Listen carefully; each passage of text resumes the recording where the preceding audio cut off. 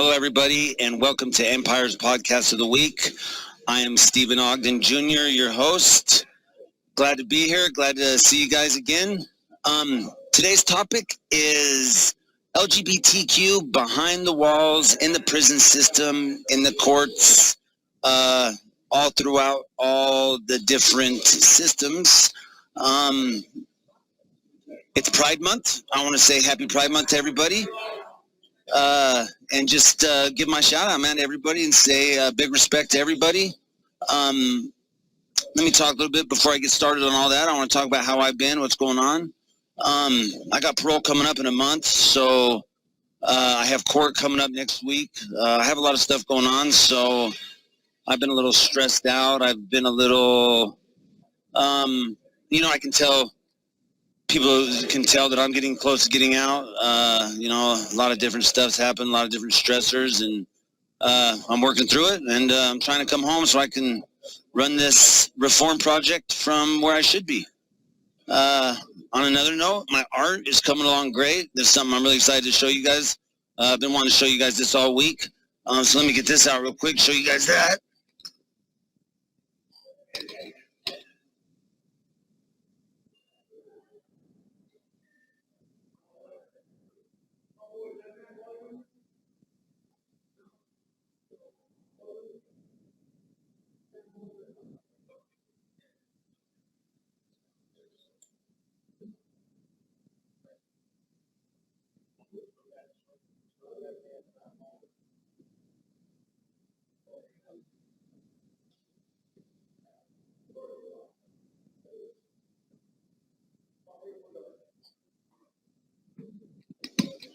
Don't want to take too much of your guys' time showing you that, but yeah, so my art's coming along great. It's looking beautiful. I'm working hard at it. Hopefully I'll have that up for sale, some prints on the website. That's another thing. It's Pride Month, so happy Pride Month to everybody. Big respect to everybody out there. First off, I want to say that I am not a member of the LGBT community, but I am a supporter, and I have the utmost respect for those that are a member of the community, and I believe that we are all human beings, and that we all have a right to be who we are, and I believe that those rights should not be suppressed or trampled upon. So today I'm going to talk about what I've seen, what I've encountered, a couple interviews that I did with some of the guys that have came out and admitted to being who they are, and maybe a little bit about our discussions and what they had to say about it. But before I get to that, I want to talk a little bit about something that we encounter whenever we come to jail. When you first get incarcerated, you get an orientation, and it's called a PREA orientation. And a PREA orientation PREA is an acronym. It stands for Prison Rape Elimination Act. It's a federal law. They have to interview us when we come to jail, and they ask a whole lot of personal questions. And they ask you. It's just a very huge invasion of privacy. I am not gay myself, but I could just imagine somebody that is going through this interview. It's very uncomfortable. They ask you, have you ever, had sexual relations? And have you ever been sexually assaulted? Have you ever sexually assaulted somebody? It's very uncomfortable. But one of the things that they make sure that they talk about in this is they say that no sex is consensual sex. So what does that mean? Well, that means that if two consenting adults in jail, consenting in their opinion, get caught in a sexual encounter, that it's actually rape. These guys can be charged, arrested, rebooked. I don't know really how all that works because I've never seen it happen, but this is something that you guys can all look into. You can go right online and type in PREA, and then do some research on it. But that's suppression right there, and what I mean by that is if two consenting adults have a relationship, the Supreme Court has ruled that consenting adults can get married. It doesn't matter, women, man. They're allowed to raise children. That's their business. That's their choice. And they have a right to that choice. But when you come to prison, that right is stripped from you. It is taken from you. If you are in an open relationship with a man, they will arrest you, they will charge you, they will move you, they will suppress you. So as soon as these guys come out of the hole after they get in trouble for being in a relationship, they are split up from their significant other. But part of the pre-interview is they ask you all these questions. And part of this pre-interview, they score you. So you get points, whether you're going to be a victim, whether you're going to be neutral, or whether you're going to be considered a predator. A neutral guy, he can live with anybody. A predator is pretty much, he can't live with a victim, and a victim can't live with a predator. But if somebody goes and tells, so they do these audits. They're called pre-audits. It's like your first day, your first week, your first month, every 6 months. I'm not exactly sure what all the times are, but they hit you with these questions that are just grotesque and disrespectful and invasionary. They're just, it's very uncomfortable for anybody that has to go through it. And you have to, and if you don't answer the questions correctly, I mean, they make you. You know, so you have to sit through this very uncomfortable process. And if you admit to being openly gay, they don't allow other openly gay people to live with you, pretty much. It becomes very, like I said, suppression. So, you know, and on to suppression, you know, I want to talk about my interview with a friend of mine. So he did not come out and admit that he was openly gay until he had dropped out of a gang and had been moved to the unit where the gang dropout unit where I'm housed. So that's the only place he felt comfortable with being able to admit that he was gay. And actually, he wanted to make clear that he's bisexual. I guess there's a big difference. So he said that while he was in general population, he couldn't admit this because if he did, he would be ostracized. He would be beat up. He would be taken advantage of. He'd be extorted. He would lose all his friends. And, you know, that's something that I've seen time and time and time again. You'll meet a guy. He's cool. He's respectful. He's personable. He's charismatic. He pays his bills. He is honest. He's got integrity. And, his sexual orientation is none of my business. I don't know anything about him. But it comes out later on, the guy's gay or bisexual. And the next day, he has no friends. He is now ostracized from the general population. He is forced to go make a new set of friends in the gay community, in the LGBT community. And nothing's changed about this guy other than he's admitted to his sexual orientation. It doesn't change the fact that he was still the person he was yesterday.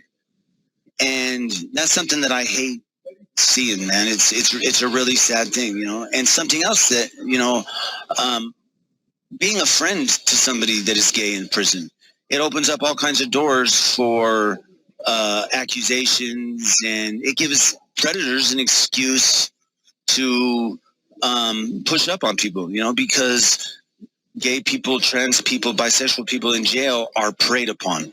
This isn't just something that, you know, I'm making up because people talk about, you know, rape within prison. And like these guys, as soon as they admit to being gay, their commissary is stolen.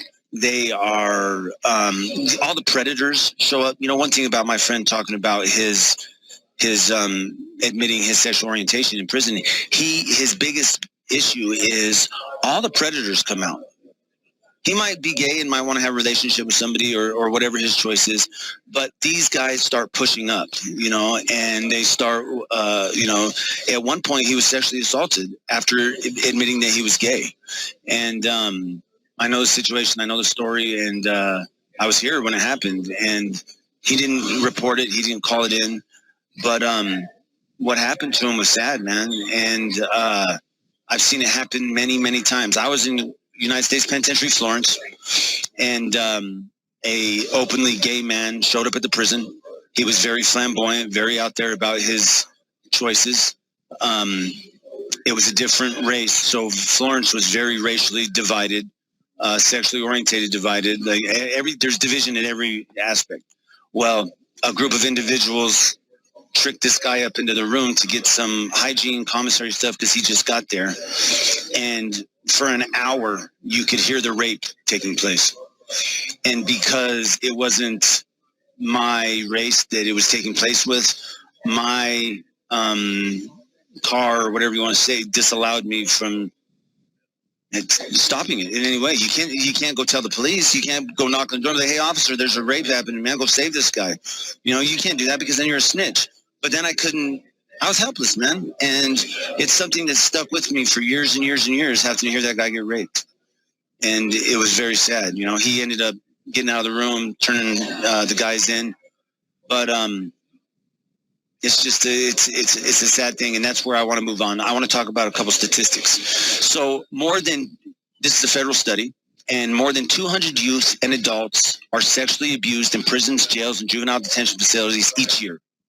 And according to the same federal estimates, the surveys say that individuals who claimed non-heterosexual status were 3 times more likely to report sexual abuse. I want you guys to think about that. That's 200,000 people that are being sexually assaulted each year. But why? There's got to be some way. I mean, I know it happens in society. It happens on the streets. That's a huge number. 200,000 people. I mean, I'm only able to read you guys the stats that are given to me. But from the Wikipedia, I'm going to read off my paper here because it's hard for me to remember these stats off top. But from Wikipedia, the Free Encyclopedia, in prisons, the only protective custody available for the LGBT community is segregated isolation. This is not across the board, but it's mostly the norm. One human rights organization describes the LGBTQ inmates as among the most vulnerable in the prison population. In California prisons, 2/3 of the LGBT community people report that they were assaulted while incarcerated. Some states and different DOCs segregate these vulnerable prisons, but most do not. They force them to fend for themselves, which leads to not only physical assaults, but sexual assaults. So, one thing I've encountered, like I was talking about, is, these guys come in, they admit that they're gay and or bisexual or trans, and as soon as they do, they become victims. And, I guess that's not something that only the police need to work on. That's something that as offenders, as inmates, as convicts, that's what everybody needs to work on. Rape is rape, man, and it's wrong.